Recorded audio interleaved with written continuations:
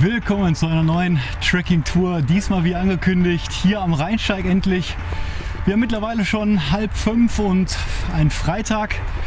Und ja, wir sind aus Essen angereist, ab 14 Uhr etwa. Ich blende euch mal ein paar Bilder vom Hinweg ein.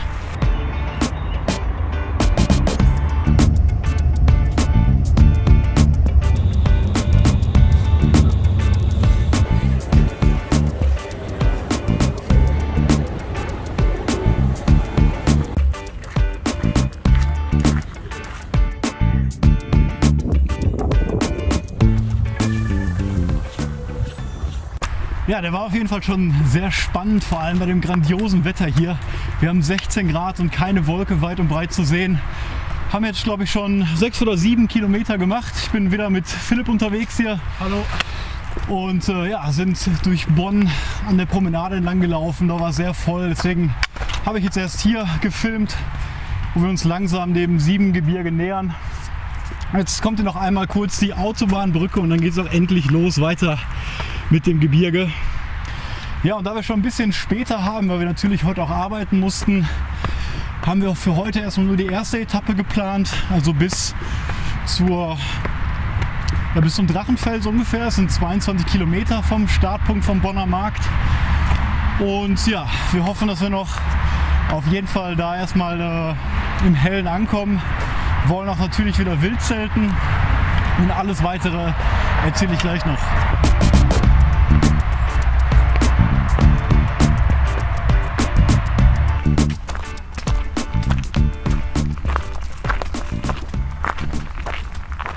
Ja, da ging es auch schon gerade echt gut los mit dem ersten guten Anstieg hier ins Siebengebirge. Ja, und erstmal für alle, die den Rheinsteig noch gar nicht kennen. Der Rheinsteig ist ein 320 Kilometer langer Weg, der eben hier aus Bonn startet und dann die ganze Zeit südlich am Rhein entlang geht bis nach Wiesbaden. Und ich habe geplant, wie ich auch schon vorher in meinem Video erzählt habe, den gesamten Steig dieses Jahr zu laufen, allerdings nicht an einem Stück, weil ich mir gedacht habe, ich kann das auch an Wochenenden machen. Ich komme eben aus Essen und musste nicht ganz so weit nach Bonn fahren. Ich glaube, die Anreise war jetzt so eine gut 1 Stunde 20, 1,5 Stunden. Und dann dachte ich mir eben, ich kann das Ganze in 4 Teile aufteilen und eben an 4 Wochenenden diesen Steig ganz gut machen. Und ja, für das erste Wochenende jetzt stehen 74 Kilometer an, wovon wir heute 22 bis 26 schaffen wollen.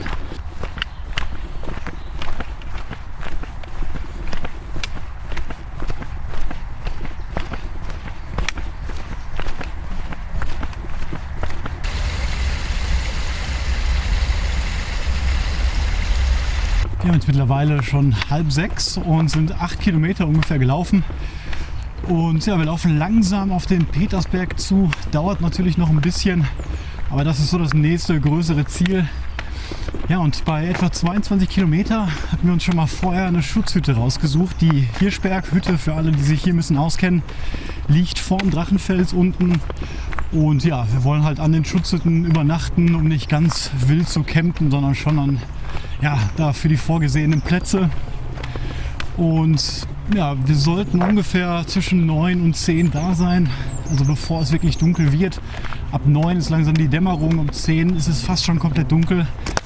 Und sollten wir doch ein bisschen früher da sein, dann haben wir vor, doch noch eine Stunde dran zu hängen bis Kilometer 26 über den Drachenfels zu gehen bei Sonnenuntergang und dann in Richtung Breiberg.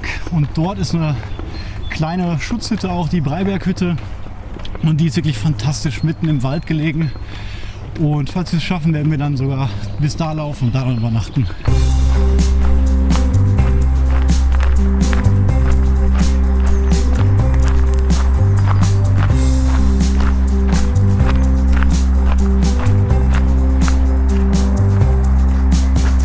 Ja, mittlerweile sind wir am Dornheckensee angekommen, wie man hier im Hintergrund vielleicht sieht. Ein sehr schöner See hier durch die Felsformation entstanden.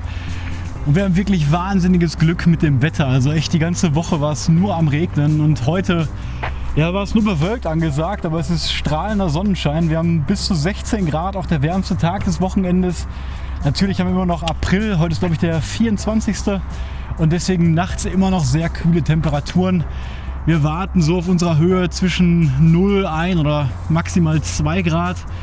Aber dementsprechend sind wir rausgerüstet, wir haben viele warme Sachen dabei, Schlafsack, auch ein Zelt und die Schutzhütte wird uns auch noch ein bisschen Schutz vor Wind und Regen später gewähren. Ja, und da hinten sieht man auch schon den Drachenfels, diese beiden Hügel. Der rechte ist der Drachenfels, das linke ist die sogenannte Wolkenburg. Und da sieht man natürlich auch hinten langsam das Rheintal, wie sich der Rhein danach schlängelt. Und rechts hier die Aussicht auf Bonn. Also wir sind auf einem guten Weg hier. Ja, wir sind beide sehr leicht unterwegs auch wieder. Ich würde sagen Basisgewicht beide von 4 bis 5 Kilo. Und wir haben den Vorteil, dass wir uns eben ein Zelt teilen können. Das Tarptent Double Rainbow LE, was ich auch in meinem Zeltvideo mal gezeigt habe. Und wir teilen zum Beispiel auch den Kocher, also haben nur einen großen Titantopf bei und dadurch spart man natürlich dann auch Gewicht, auch für die Gaskartusche und sowas. Und ja, dazu haben wir jetzt beide ungefähr 3 Liter Wasser noch dabei.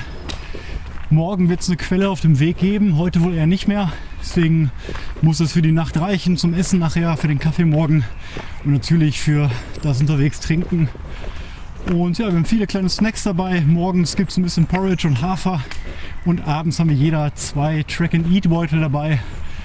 Und wie wir das kochen, das zeigen wir auch später.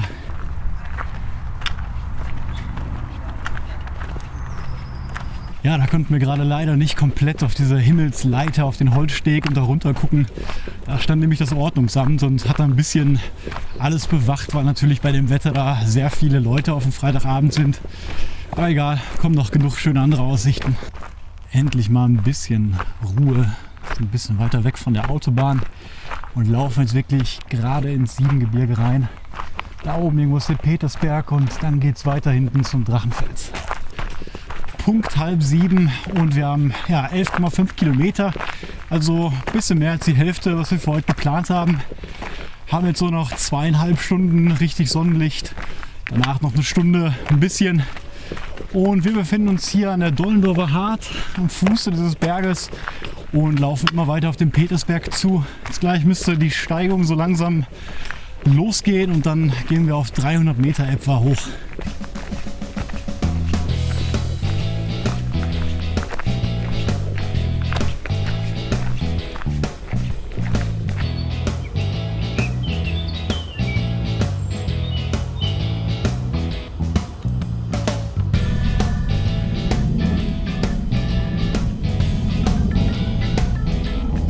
Weiter geht's.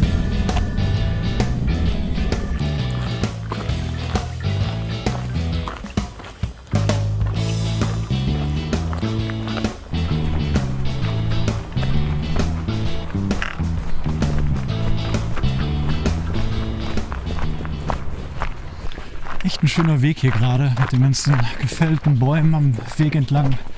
Und hier ist auch das erste Mal gerade wirklich richtig ruhig. Man merkt, die Sonne geht langsam unter und man hört die Vögel. Sehr entspannt gerade, vor allem wenn man gerade von Bonn kommt, von der Promenade, wo es so super voll war. Und ja, langsam geht der Anstieg los auf den Petersberg.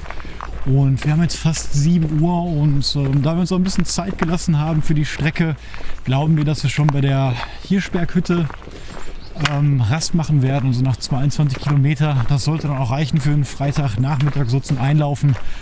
Ich hätte mir auch letztes Mal geschworen, dass ich am ersten Tag nicht mehr so viel Gas gebe, damit ich am zweiten dann noch richtig fit bin. Und das will ich dann diesmal auch durchziehen. Wenn man so auf die Website vom Rheinsteig geht und sich die Etappen anguckt, dann ist die erste Etappe so mit 7 Stunden angesetzt. Das ist schon ja, relativ langsam für die Distanz, würde ich sagen. Obwohl der Weg sehr, sehr hügelig auch ist. Wir haben sehr viel Höhenmeter.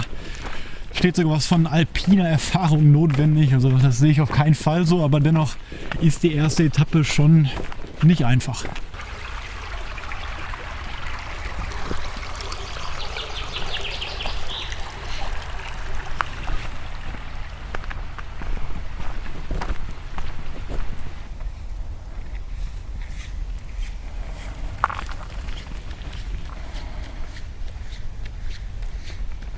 Ja, jetzt geht es natürlich endlich richtig bergauf hier.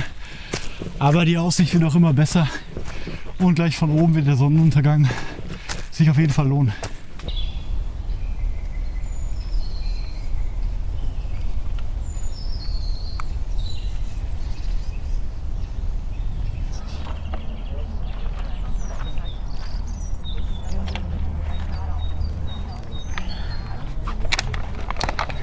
Ja, endlich geschafft. Oben angekommen am Petersberg, am Steigenberger Hotel.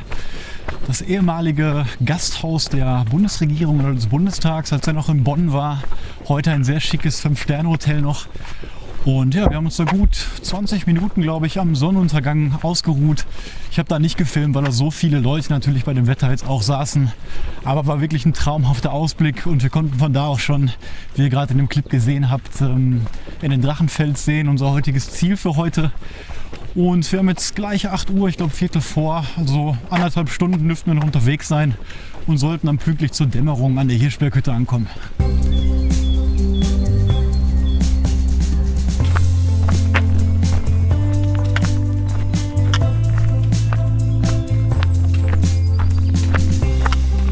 So, wir sind wieder vom Petersberg runter und laufen gerade die letzten 5-6 Kilometer. Wir haben jetzt kurz nach 8 und hier ist auch nichts mehr von der Sonne übrig, vor allem jetzt unten im Wald.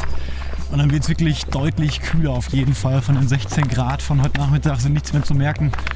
Ich würde sagen, wir haben vielleicht 10 oder 9 Grad und ja, wird man nicht stehen bleiben, dann wäre es auf jeden Fall in kurzer Hose und dünnen Baselayer zu kalt. Aber solange man sich bewegt, geht es eben gerade noch. Mal gucken, ob es so von der Temperatur noch reicht bis zur Schutzhütte. Ansonsten müssen wir gleich unsere Jacke wieder anziehen. Da kamen wir gerade runter vom Petersberg und jetzt erstmal nur geradeaus bis ans Ziel.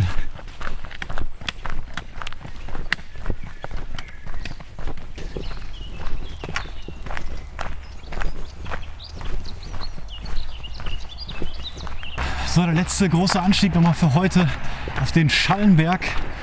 Und dort gibt es auch noch 2 Schutzhütten. Die eine davon hat wirklich eine unglaubliche Aussicht auf das ganze Siebengebirge, auf die Breiberge. Allerdings ist die sehr klein, auch direkt an einem Spot gelegen, wo sehr viele Leute vorbeikommen. Und deswegen eignet die sich für uns nicht so gut zum Übernachten. Deswegen gehen wir den Berg dann nochmal runter auf dem Weg zum Drachenfels und so nach 2 Kilometer, 1,5 laufen wir im Milchhäuschen vorbei. Das zeige ich gleich auch nochmal kurz. Und dann sind wir endlich an der Hirschberghütte.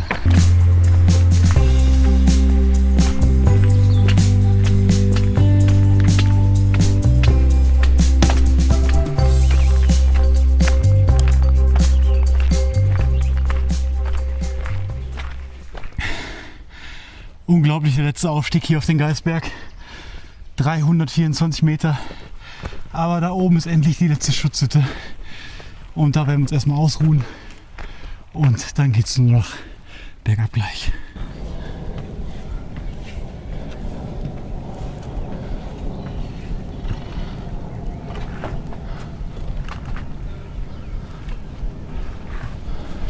Oh, das war so anstrengend hier hoch jetzt. Jetzt erstmal ein paar Verkekse, ein bisschen stärken und nochmal die wunderschöne Aussicht hier genießen. Weil gleich von unten an der Schutzhütte, da haben wir keine Aussicht mehr. Da können wir auch im Dunkeln einfach hin.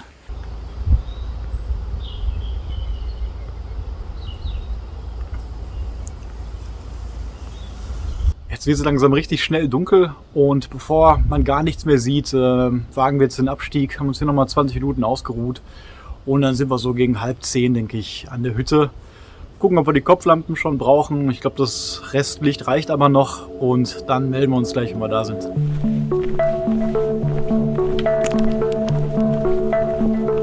So, man sieht zwar fast nichts mehr, aber jetzt sind wir auch hier endlich am Milchhäuschen angekommen.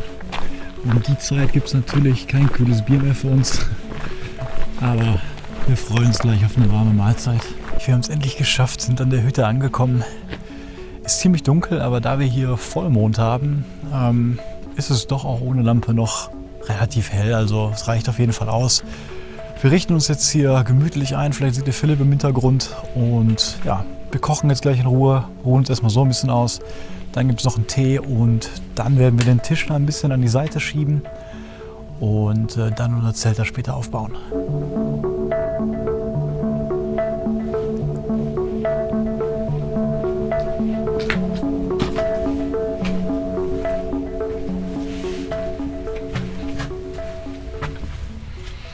Da gibt es gleich was Leckeres zu essen. So, jetzt haben wir uns langsam mal ein bisschen eingerichtet hier. Ich habe auch eine lange Hose angezogen, weil wird jetzt auf jeden Fall doch sehr, sehr frisch. Und wir sind bereit zum Essen jetzt gleich. Na, für mich gibt es wie gesagt die Track-and-Eat-Nahrung. Ich habe hier Gemüse, Jambalaya. Philipp, was hast du dir ausgepackt? Bolognese vegetarisch. Auch sehr gut. Ganze verfeinern wir noch mit ein bisschen Frühlingszwiebeln. Becher habe ich auch dabei, gleich einen schönen Tee. Ich glaube Pfefferminz und Fenchel haben wir dabei. Ja, ich habe den BRS 25 Gramm Kocher wieder dabei. Den hatte ich ja bei der letzten Wanderung leider verloren am Baldener See. Aber ist nicht schlimm, so teuer ist der nicht. Und ja, jetzt geht's gleich los.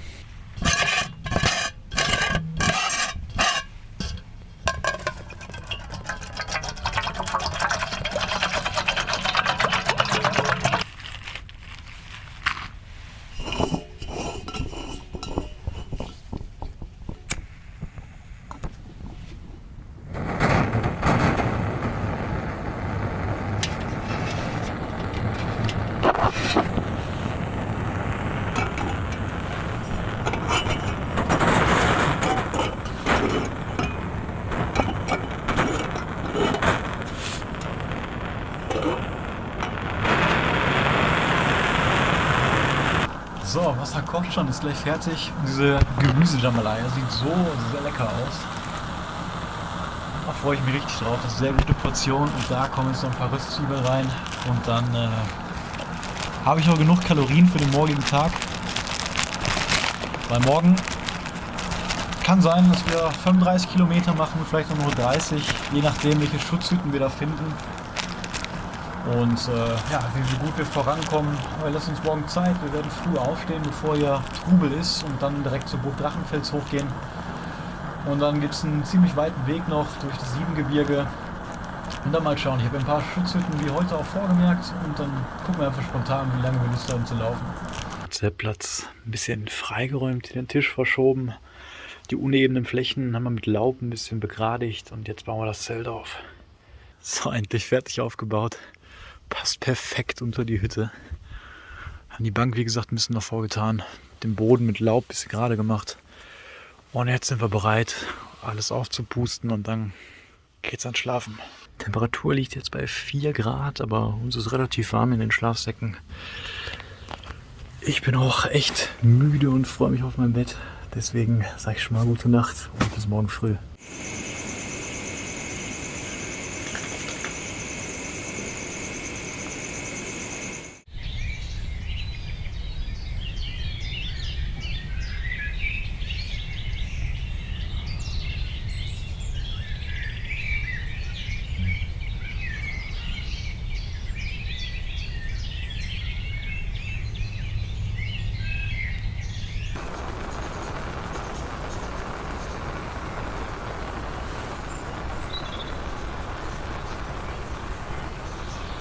Ja, guten Morgen. Nacht überstanden. Wir haben jetzt kurz vor 7. Ich bin schon seit halb 7 ungefähr wach. Und ab 5 Uhr wird es schon richtig hell hier. Man hat die Vögel gehört. Und die Nacht war mit einer der besten, würde ich sagen, die ich so draußen geschlafen habe bisher. Es war echt ruhig. Am Ende kamen noch ein paar Autos, also gegen 12:30 vom Drachenfels, glaube ich, runter und noch einzelne Fußgänger, aber danach war die Nacht wirklich super ruhig. Wir hatten diesmal keine Probleme mit Mäusen oder sonst was und konnten eigentlich die ganze Nacht so durchschlafen. Und jetzt merkt man, dass die ersten Autos langsam schon wieder kommen und ein paar Fußgänger, deswegen stehen wir jetzt auf. Moin Philipp. Guten Morgen. Und bauen das Zelt ab. Kaffee ist auch schon fertig und dann geht's gleich weiter. So, alles eingepackt, frisch gestärkt mit dem Kaffee. Verabschieden wir uns jetzt von der geliebten Hirschberghütte. Danke nochmal. War eine gute Nacht und jetzt geht's weiter auf den Drachenfels. Und ich denke, das wird eine ziemlich schöne Aussicht. Wir sind ja fast noch die einzigen. Wir haben gerade nur 2 Wanderer noch gesehen neben uns. Und ja, für heute sind auf jeden Fall 30 Kilometer geplant, bis 35 Kilometer. Wir machen uns aber keinen Stress, gucken ganz spontan, wo es uns gefällt, wie weit wir kommen, wie lange wir Pausen machen möchten. Denn insgesamt, wie gesagt, sind es 74 Kilometer übers Wochenende. Und wir haben auch schon einen Zug quasi reserviert am Sonntag in Remsdorf, glaube ich, heißt das, um 14:44 Uhr. Das heißt, dass wir morgen auch wieder früh starten wollen, so wie jetzt. Wir haben gerade 7:30 und dann die letzten 20 bis 25 Kilometer eben machen wollen bis 14:40 Uhr. Ja, und deswegen müssen wir heute ein bisschen auf Strecke natürlich machen, damit es morgen früh nicht zu viel wird. Aber das wird ein langer Tag und ich glaube auch ein ganz entspannter.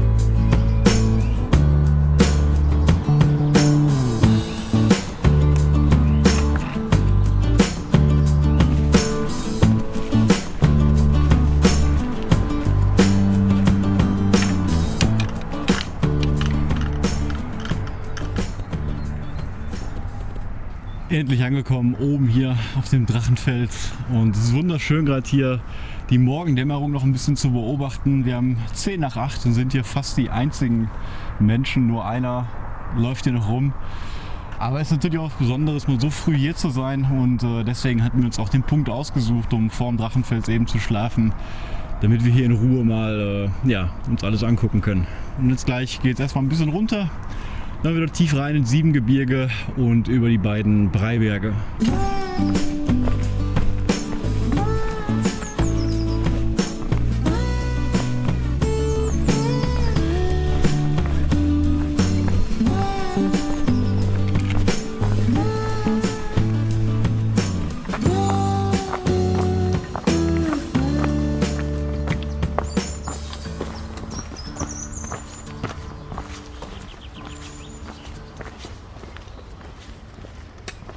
Ja, wir hatten seit gestern jetzt nur noch einen halben Liter Wasser jeder übrig.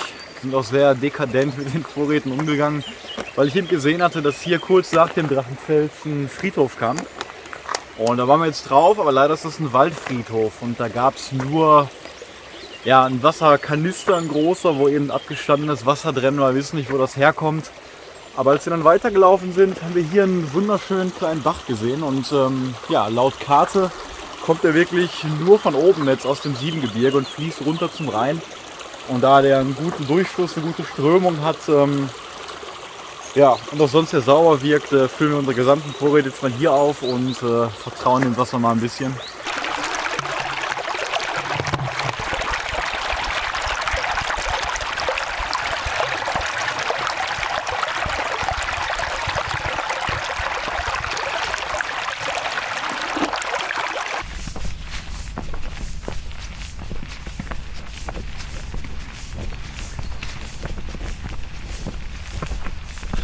So, wir haben es endlich geschafft. Wir sind hier am großen Breiberg vorbeigelaufen, waren fast ganz oben und sind jetzt endlich an der Breiberghütte angekommen, die wir uns vorher rausgesucht hatten. Und wir sind eigentlich froh, dass wir den Weg nicht mehr heute gemacht haben, weil der doch länger war als gedacht. Und werden uns zumindest jetzt hier frühstücken.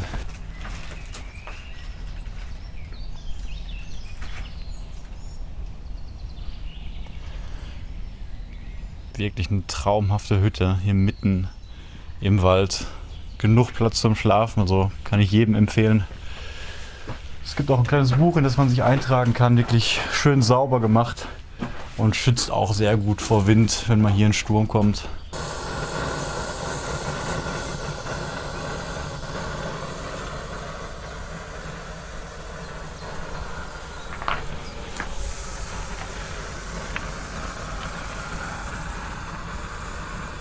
Ja, es ist ganz wunderbar, gerade hier zu sitzen. Perfekter Spot, um nochmal einen Kaffee zu trinken und endlich zu frühstücken. Jetzt haben wir auch genug Wasser auf jeden Fall, um unsere Haferflocken warm zu machen. Die Sonne tut gerade unglaublich gut, trocknet die ganzen Klamotten ein bisschen, die so vor dem Morgentau ein bisschen nass waren und langsam wird es richtig warm.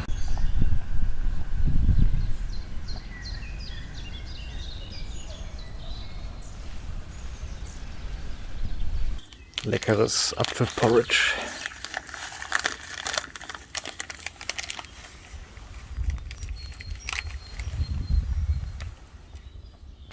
So, gut gestärkt geht es jetzt weiter. Wir haben 9:15, saßen jetzt, glaube ich, fast eine Stunde sogar hier, weil es einfach so schön war mit der Sonne.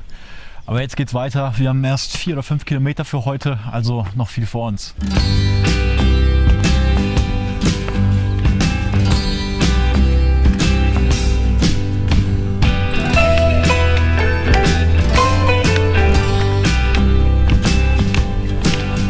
Also langsam füllt es sich auch hier auf den Wanderwegen und der Weg ist bisher auf jeden Fall einfacher als gestern. Also wir sind, glaube ich, offiziell noch auf der zweiten Etappe und ja, wir kommen sehr gut voran auf jeden Fall. Ich denke mal, wir schaffen so 5, 6 Kilometer jetzt auf jeden Fall die Stunde. Und das Wetter spielt auch noch mit, also wird ein sonniger Tag.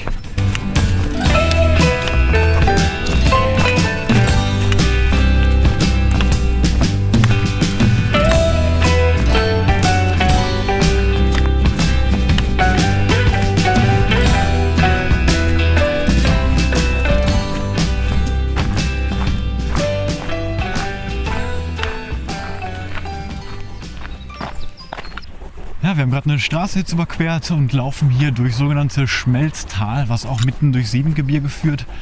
Und wenn man vielleicht im Hintergrund ein bisschen sieht, gibt es eine leicht andere Vegetation mal, nämlich ein bisschen weniger Laub und Mischwald und dafür mehr Fichte und Tanne. So ein bisschen wie im Sauerland fühlen wir uns hier gerade. Ist auf jeden Fall auch eine nette Abwechslung.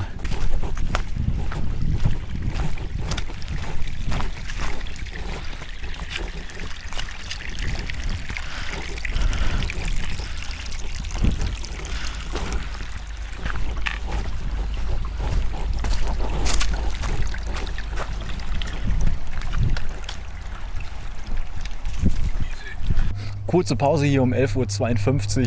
Wir sind jetzt 11 Kilometer gelaufen und haben hier gerade einen sehr ruhigen Spot entdeckt mitten im Wald. Und ja, gleich geht's weiter.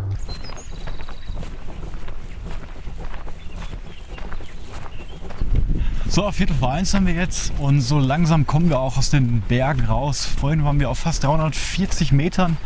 Und jetzt sind es sehr viele Meter, die wir bergab laufen, immer Richtung Rhein. Den haben wir jetzt schon sehr lange auch nicht mehr gesehen. Wir waren eher so in den Wäldern oben unterwegs. Und wir nähern uns jetzt eben Bad Honnef und dort wäre normal ein Etappenende und die Leute würden dort einkehren oder vielleicht auch nur zum Einkaufen oder Wasser holen. Aber da wir immer noch genug Proviant eigentlich bei haben und auch Wasser da an dem Bach gefunden haben, können wir halt vorher umkehren und den Rheinsteig einfach weiterlaufen Richtung Remagen, Unkel. Und ja, dann mal schauen, wie weit wir heute kommen.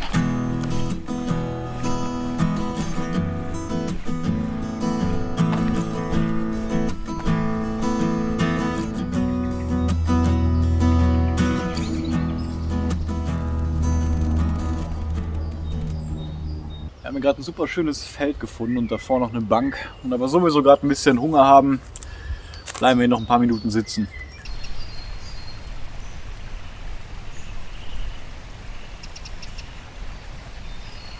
Jetzt haben wir gerade endlich, glaube ich, den längsten Anstieg bisher hinter uns. Er war zwar nicht super steil, aber es ging, ich glaube, über einen Kilometer jetzt nur bergauf. Und die Sonne kam auch stark raus und der Wind hat aufgehört. Also langsam ist es richtig warm und auf jeden Fall doch noch anstrengender, als wir dachten.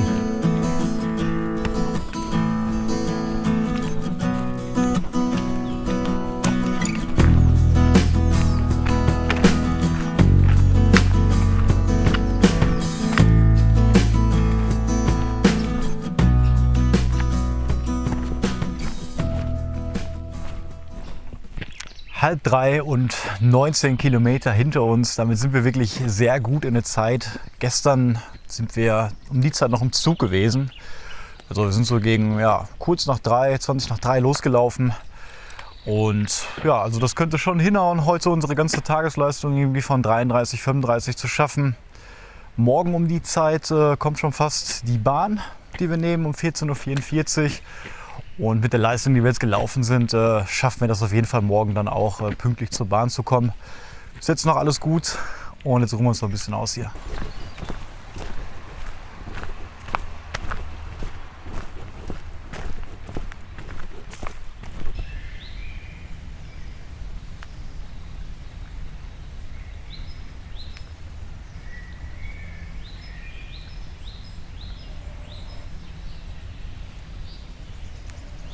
Ja, der Rheinsteig ist echt gnadenlos hier. Also wenn man denkt, man muss nicht mehr hoch oder runter, beweist es der Rheinsteig einem anders. Es geht hier echt konsequent entweder hoch oder runter, also sehr selten überhaupt gerade. Aber hier stört es auch nicht. Wir sind in einem sehr, sehr großen und ruhigen Buch- und Mischwald, würde ich sagen. Hier sind überall so kleine Täler mit Bächen drin. Ist wirklich sehr, sehr schön gerade. Also kann gerne noch ein bisschen so weitergehen.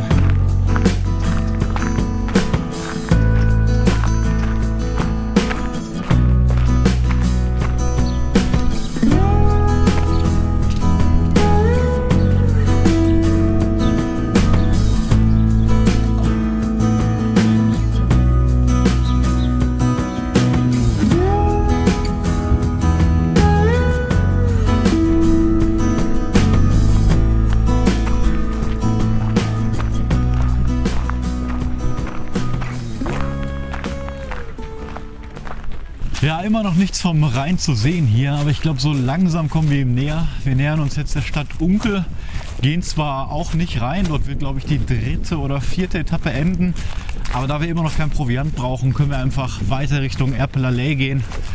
Und ja, werden auf dem Plateau später auch noch mal Pause machen. Ich glaube 6 Kilometer ungefähr sind das noch. Kurz nach 4 jetzt. Also alles noch gut in der Zeit. Temperatur ist ein bisschen gesunken, es kommt noch durch den Wind gerade. Aber soweit sind wir eigentlich noch ganz fit.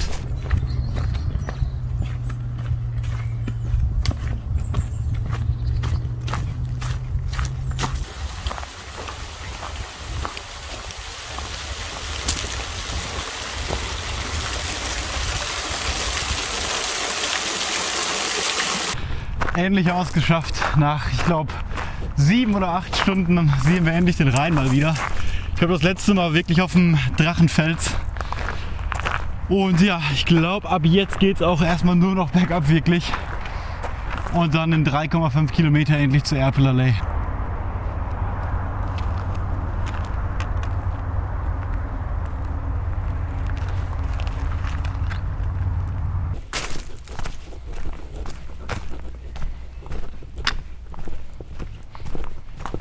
Ja, wir haben jetzt tatsächlich einen kleinen Stop gefunden mit einem kleinen Kühlschrank, wo eine Menge leckere Sachen drin war und die man sich einfach so nehmen kann.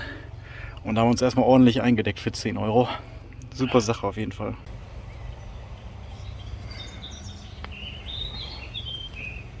Oh, das tat gut. Einmal komplett die Wasserreserven im Körper und auch am Rucksack aufgefüllt. Es war nicht komplett, weil das natürlich sonst bei 300 Liter ein bisschen teuer wäre. Aber wir haben ein bisschen Apfelschorle mitgenommen für später. Und so hätten wir zur Not auch noch genügend Wasser, um die Nacht zu überstehen und zu kochen, falls wir jetzt keine natürliche Wasserquelle mehr finden.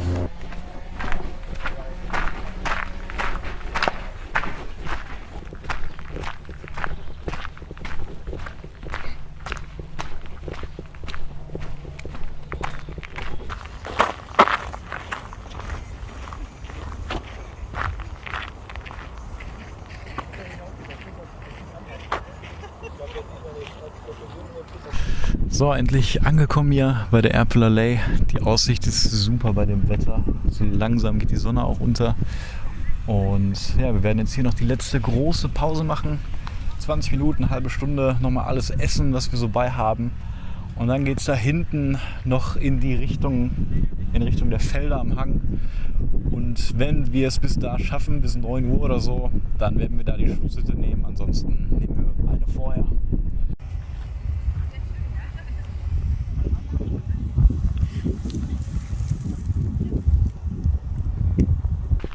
So, genug ausgeruht an der Erpelerlei. War wirklich schön, da eine Menge Leute auch. Und wir haben jetzt 5:45 und ja, laufen jetzt Richtung Linz. Und so nach 6 Kilometern kommen 4 Schutzhütten langsam, die wir uns vorher ausgeguckt haben.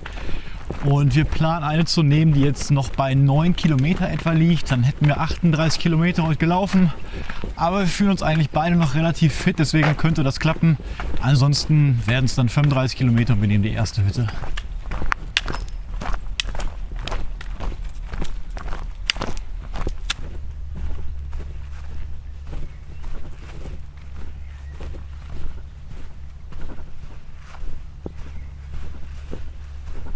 Ja, hier geht es gerade mal super steil runter, einfach so eine endlos lange Treppe.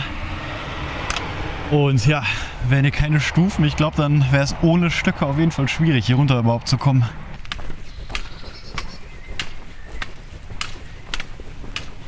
Also der Anstieg hat es auch nochmal echt in sich gehabt.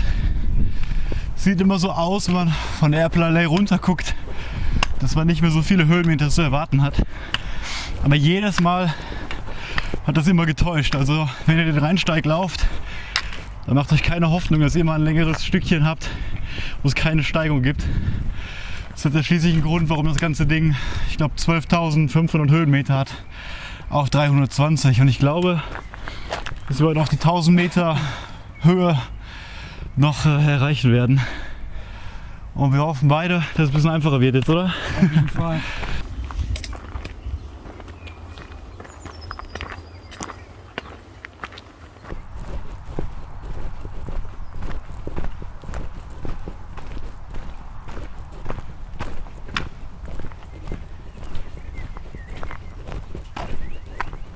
Ja, angekommen bei Burg Ockenfels hier oben. wunderschöner Garten und ein Single-Trailer hier lang geht. Und ja, wir sind jetzt knapp bei 31,5 Kilometer, also bis 38 jetzt noch 7,5, nein 6,5 sollte noch zu schaffen sein.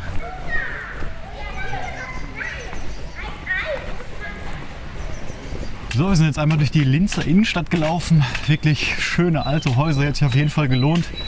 Und jetzt erklimmen wir noch einmal den Kaiserberg, 174 Meter. Und ja, dann geht es so ein bisschen runter und dann nähern wir uns auch endlich in dieser kleinen Siedlung, wo wir dann die Schutzhütten haben. 7:30 haben wir ungefähr und ich glaube noch 4-5 Kilometer. Wir schaffen es. Ja, angekommen auf dem Kaiserberg. Nochmal die letzte große Aussicht für heute, 174 Meter wie gesagt. Da hinten sieht man noch den Felsen, auf dem wir vorhin waren, die Erpel Allee. Und ja, der Kaiserberg ist nicht sehr groß, hier gibt es so einen Sportplatz und eine Kirche. Und wir gehen jetzt nochmal runter dort ins Tal, dann die letzte Anhöhe hoch und dann beginnen auch die Schutzhütten.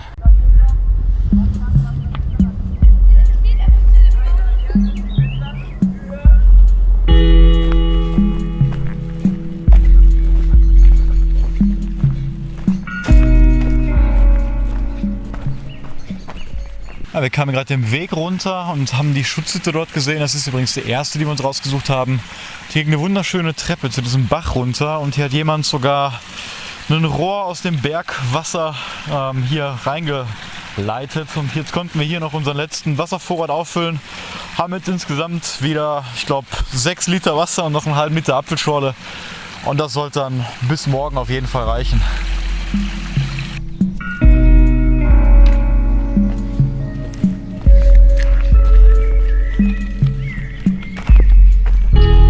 Und hier ist die zweite Schutzhütte. Mit Feuerstelle sogar.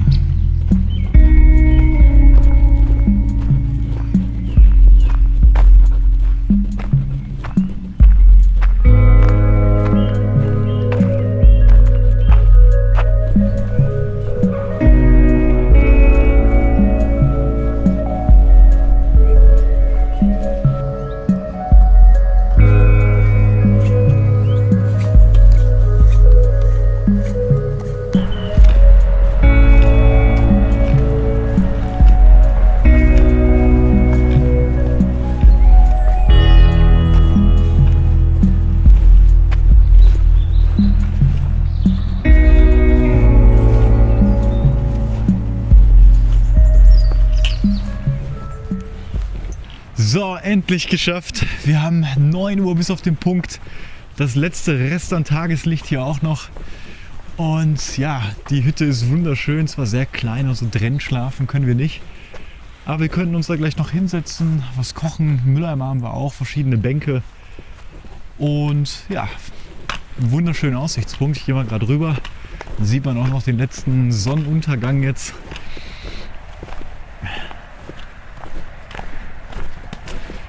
Ja, und genau wegen dieser Bank haben wir uns auch diesen Spot hier ausgesucht. Philipp freut sich. Genau 38 Kilometer haben wir jetzt hinter uns. Und die Aussicht ist wirklich unglaublich hier. Also so nah am Rhein waren wir, glaube ich, seit Bonn jetzt gar nicht mehr. Ja, endlich geschafft. Jetzt müssen wir uns erstmal ausruhen, kochen gleich was und dann melde ich mich nochmal.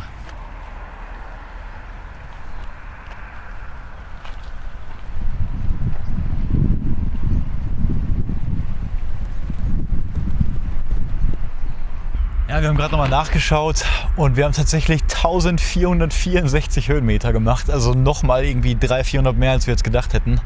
Bei genau 38 Kilometer. Und das war, glaube ich, für uns beide heute die schwierigste Etappe, ich glaube, die wir beim Trekking jemals gelaufen sind. Aber wie gesagt, für diesen Spot hat es sich auf jeden Fall gelohnt. Die anderen Hütten waren auf jeden Fall auch gut vorher. Aber nochmal jetzt so quasi zur letzten Nacht hier nochmal den Reim so nah zu kommen und so einen Ausblick zu haben, ist schon was Besonderes jetzt.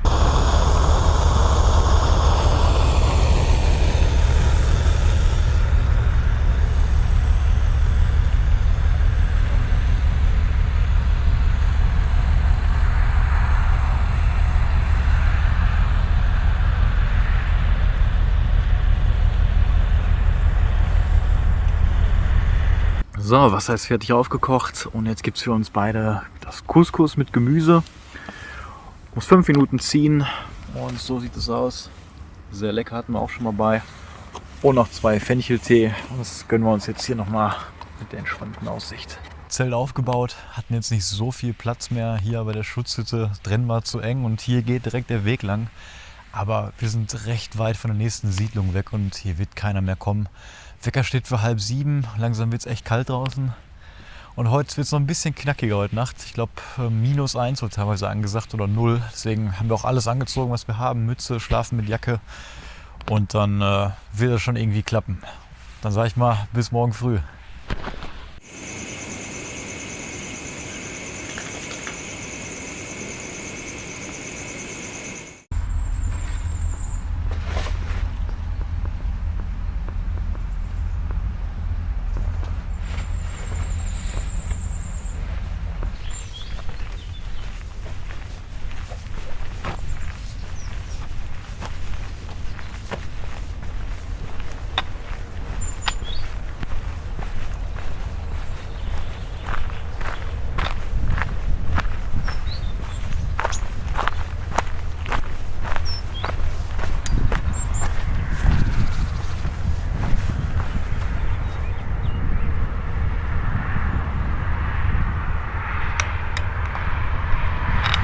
Ja, guten Morgen zu Tag 3 hier am Sonntag um 7:20 mittlerweile. Wir sind gerade erst aufgestanden und haben dann direkt das Zelt abgebaut, weil wir ja so ein bisschen am Weg da standen. Und es kann immer sein, dass hier noch ein Spaziergänger mit seinem Hund vorbeigeht, schon um die Zeit. Deswegen ja, haben wir alle Spuren verwischt, setzen uns gleich hier auf die Bank wieder bei der Aussicht und genießen beim Kaffee ein bisschen den Sonnenaufgang. Ja, die Nacht war auf jeden Fall kälter als die letzte. Wir mussten ja alle Register ziehen. Philipp hatte ein bisschen schwächeren Schlafsack bei als ich, musste sogar im Regenponcho schlafen. Der aber dann noch, da der halt dicht ist, eine Menge Hitze mitgebracht hat. Und ja, so war es nur einmal von 4 bis 6, würde ich sagen, war so die kälteste Zeit. Und da mussten wir auch Kapuze aufsetzen. Aber hat geklappt. Und ja, jetzt langsam merkt man, wird es wieder ein bisschen wärmer. Natürlich erst so richtig wieder ab 9 oder 10 Uhr. Aber wir machen jetzt hier ganz entspannt weiter und ja, haben heute nur noch 14 Kilometer bis zum Bahnhof. Und dafür ab jetzt noch über 7 Stunden Zeit. Also wird es ein ganz gemütlicher Heimreisetag heute.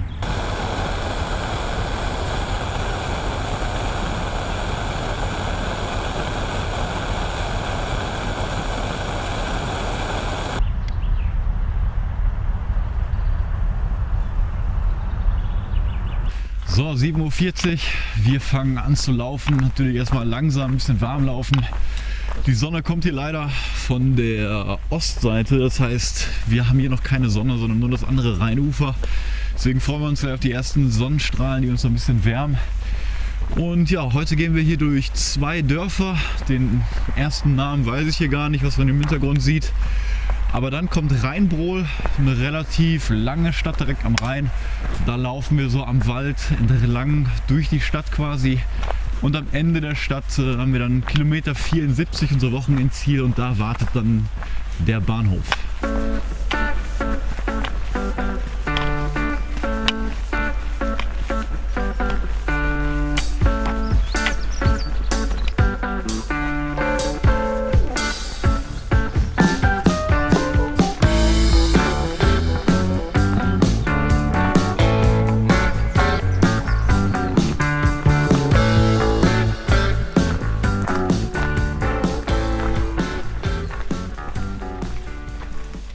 Ja, ich habe nochmal geschaut, Leubsdorf ist die Stadt hier, dieses kleine Dorf.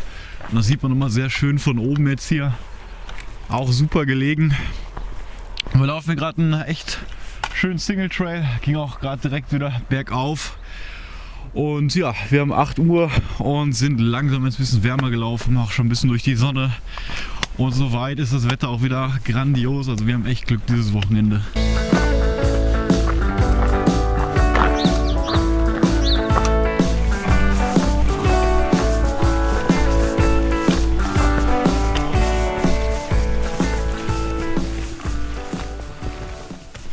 Jetzt sind wir auf den Feldern hier zwischen Leubsdorf, aus der Stadt wir kommen, und Rheinbrohl, wo wir jetzt gerade hinlaufen.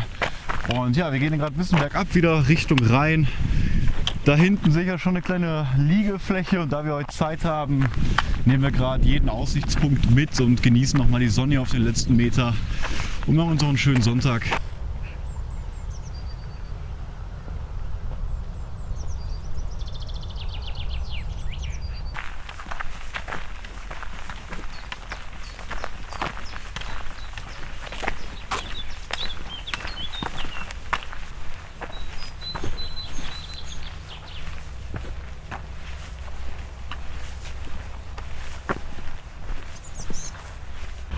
So, wir haben eine ganz nette Bank hier nochmal gefunden in einem kleinen Dorf und hier werden wir jetzt erstmal frühstücken in Ruhe.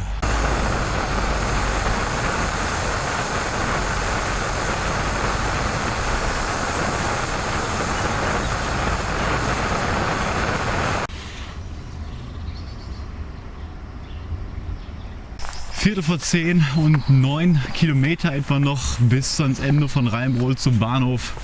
Ja, langsam wird es wieder wärmer. Wir haben das Dorf hier unten verlassen und laufen jetzt hier oben an so einem Pass gerade weiter. Wunderschönes Wetter.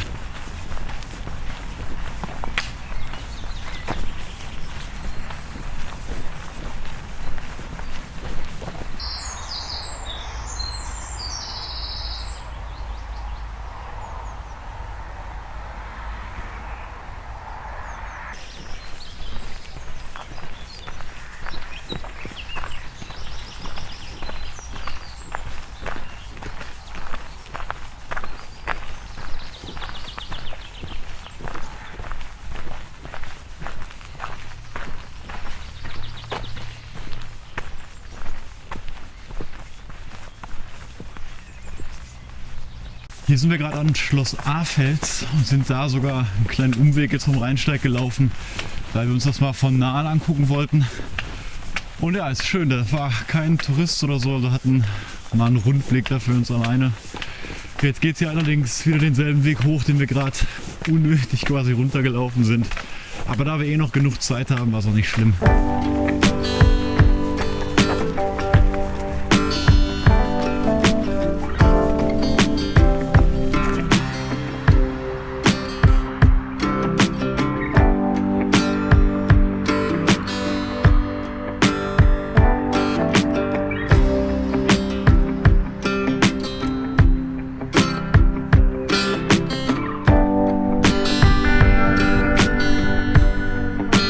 Wir laufen jetzt mal ein bisschen durch die Zivilisation, sind hier in Bad Hönningen jetzt und ja, durchqueren das quasi auf dem Weg zu Rembrohl.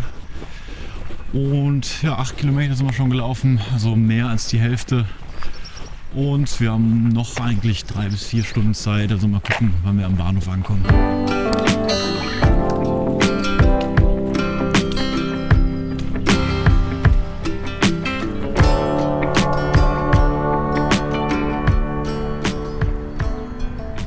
Ja, hinter mir sieht man jetzt Rheinbrohl und hier geht es nochmal kräftig hoch durch die Weinberge.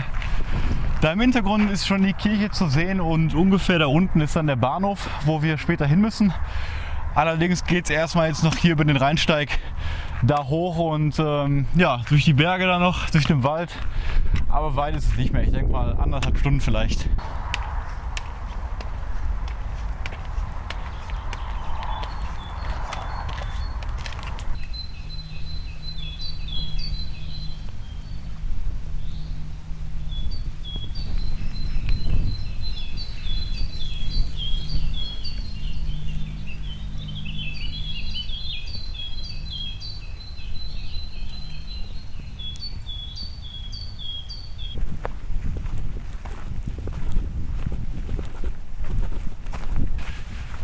So, 1:15 endlich hier in Rheinbrohl unten angekommen. Wir haben jetzt vor 100 Metern hinten den Rheinsteig verlassen und laufen jetzt nur noch bis zum Wasser, bis zum Bahnhof. Und ja, wir waren ein bisschen schneller als gedacht insgesamt. Wir haben jetzt quasi noch fast 2 Stunden, bis der eigentliche Zug, den wir reserviert hatten, kommt. Aber da wir jetzt früher da sind, schauen wir mal, ob wir einen Zug früher nehmen können. Ja, die Heimfahrt zeige ich euch nicht mehr. Es wird so 2 bis 2,5 Stunden nach Essen, glaube ich, zurück dauern. Aber es gibt schlimmere Fahrten als direkt hier am Rhein entlang. Deswegen verabschieden wir uns hier schon mal. Ich hoffe, die Tour hat euch gefallen und wir freuen uns beide auf jeden Fall auf die nächste Etappe. Ich denke mal, in ein paar Wochenenden oder so werden wir die angehen. Die nächste wird auch noch ein bisschen länger. Ich glaube 82 Kilometer. Auf jeden Fall super gut der Rheinsteig hier und bis zum nächsten Mal.